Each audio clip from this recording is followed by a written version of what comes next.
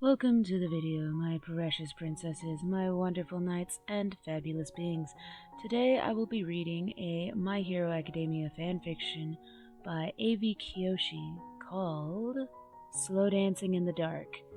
This particular fanfiction is based off of a song that I will have playing in the background. Flames ignited the ballroom. The sound of crackling wood and the whispers of the flames grew louder, competing with the symphony's harmonic tune. Their bodies entwined, embracing the other's warmth, afraid to let each other go. It's not the storm before the quiet. This is the deep and dying breath of this love. This love that ignited a tragic tale. The music burst into a crescendo.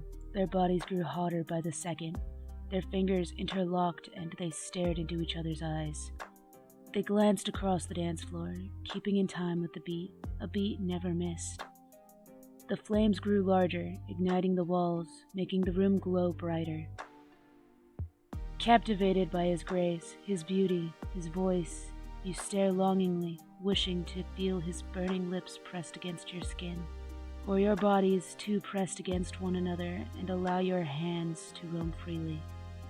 He gently caressed the back of your neck, whispering sweet nothings as he shielded their face from the heat that surrounded them. He knew too well this was the last time he'd feel their warmth on his body, the last time he'd be able to kiss their soft lips and hear their harmonic voice call out his name. Your eyes slowly began to gloss over, barely concealing the tears that threatened to spill. They couldn't be a part of this anymore. It wasn't fair. The sneaking around, avoiding media, and most of all, lying to those who cared about them. They were cruel, heartless. They knew from the start they couldn't be together. Yet, they tried anyways. Dabi said nothing. There was nothing to say. They stopped dancing a while ago. They just stood there, letting everything burn around them. He pulled away slowly and cupped their tear-stained face ever so softly. His eyes spoke 1,000 words. They knew it was time. You wiped your face dry and stared blankly at the man in front of you. They were torturing themselves by doing this, drawing out the inevitable. Please, just walk away. Their tears fell down their cheek, but they kept their composure. They wanted him to take them, call their names, berate them, or even tell them that he never loved them. It would have made this simple, and would have made moving on easier. They didn't expect him to say anything else. I love you. They choked on their own breath, trying to keep themselves composed. Why? Why did he have to say that? No, you don't. Turn around and don't give me another glance. Their head began to hurt, probably inhaled too much smoke, but they didn't care. They just wanted for him to leave and let them cry themselves silently while the flames burnt out. They didn't want to seem weak in front of him, like a coward or a wimp. Dabi took a step forward and grabbed their arm, pulling them into his embrace before pulling them into a kiss. It was long and full of passion. Neither of them wanted to stop, but they heard sirens in the distance and knew Dabi had to make his escape. They parted and gave each other one last kiss before Dabi slowly turned away from them and headed towards the forest nearby. He stopped halfway and slowly began to turn, but catching himself in the process. Don't give me another glance. A half smile appeared on his lips, and as he slowly began walking again, raising his hand to wave goodbye.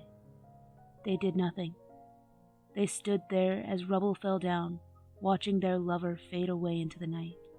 It felt like eternity until some pro-heroes with water-based quirks showed up. They hadn't even stepped out yet. They just let themselves curl into a ball and lay on the floor. Their head pounded as they felt hazy. They stopped hearing the background noise a long time ago. It was a while. They were in a world of their own. Their eyelids felt heavy, and their body felt numb. Their eyes closed slowly, and their vision faded. The pro-heroes found them shortly afterwards and took them to the nearest hospital. Many people were confused on why they were in an empty ballroom, but no one ever questioned them on it, as if they'd even give an answer to begin with. It had been a few days since the incident, and they were allowed to leave the hospital. They decided to walk home, granted that their house was about an hour's journey from the hospital, but that was the least on their mind. They quietly walked along the streets, stopping and staring at anything remotely resembling Dabi. They needed to get him out of their head, and this clearly wasn't helping. They spent hours out walking around to random locations before they even thought about going home. They looked at their gray door and sighed heavily. There were many get-well-soon cards and gifts surrounding the door. It took them a while to sort them all out and read them before they even got to sit down and rest. Their eyes felt heavy, and they were sure they were getting a cold. They sat there for hours staring at a blank screen. They didn't know what to do with themselves. It was fucking stupid. They were about to go to bed when a knock came from their door. They groaned heavily and dragged their way and put on a fake face for whoever was there. A stern voice spoke their name. They knew his secret, and quite frankly, seeing this guy made shit 100 times worse. They looked down and smiled quietly. Hello, Todoroki.